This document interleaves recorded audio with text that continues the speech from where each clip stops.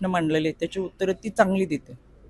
घटना घडल्यापासून पहिल्या दिवसापासून राष्ट्रवादी काँग्रेस पक्ष म्हणून असेल, एक सदस्य म्हणून असेल, आम्ही सर्वजण ही राज्याचे मुख्यमंत्री असतील, सन्माननीय पंतप्रधान असतील, त्याचबरोबर या विभागाचे मंत्री महोदय हे केंद्रात काम करतात ते असतील, या सगळ्यांकडे मागणी केलेली आहे.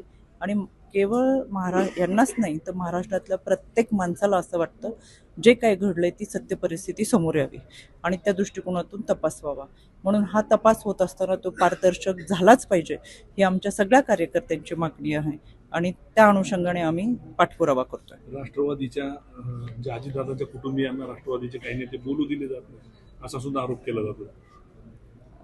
मला असं वाटतं आरोप करणारे कोण इथे आधी पाहायला पाहिजे आणि आरोप जर अशा पद्धतीचे करत असतील किंवा कोणती माध्यमांसमोर येणं ही एक चुकीची पद्धत आहे.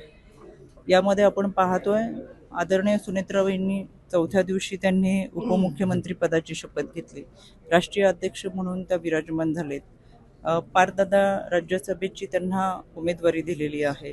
हे सगळं करत असताना आदरणीय दादांच्या कुटुंबासाठी आणि खऱ्या अर्थाने हे वारसदार आहेत यांच्यासाठी हे केलं जातंय.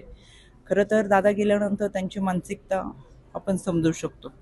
एका माऊलीचं सगळ्यात मोठं दुःख पतिनिधनानंतर असतं, तरीसुद्धा धीरोदत्तपणे त्यांनी जनभावना लक्षात घेऊन समाजसेवेचा वारसा पुढे चालवण्यासाठी त्या खंबीरपणे आपलं दुःख बाजूला ठेवून उभ्या राहिल्या. प्रत्येक वेळेस त्या बोलण्याच्या मनस्थितीत असतील किंवा असू शकत नाही, हे आपण आपल्या कुटुंबामधून अनेक गोष्टी जवळून पाहिलेल्या असतात, याची जाणीव आपल्या सगळ्यांना आहे. मला एवढंच सांगायचं आहे की या गोष्टीचं आता कोणी राजकारण करू नये अशा या गोष्टींमध्ये. शेवटी वहिनींनी चौथ्या दिवशी घराबाहेर पडून ज्या पद्धतीने जबाबदारी पेलतात आहेत, खरं त्यांना उभारी देणं, त्यांच्याबरोबर उभं राहणं ही आपली भूमिका असली पाहिजे. पण काही लोक ही विरोधकाची भावना सातत्याने वैफल्यग्रस्त सातत्याने दादांच्या कुटुंबावर बोलणं, वहिनींवरती बोलणं ही कोणती पद्धत आहे हीच मला समजली नाही. त्याच्यामुळे जे कोणी करत असतील त्यांनी समजून घ्यावं आणि हे असं राजकारण बंद करावं.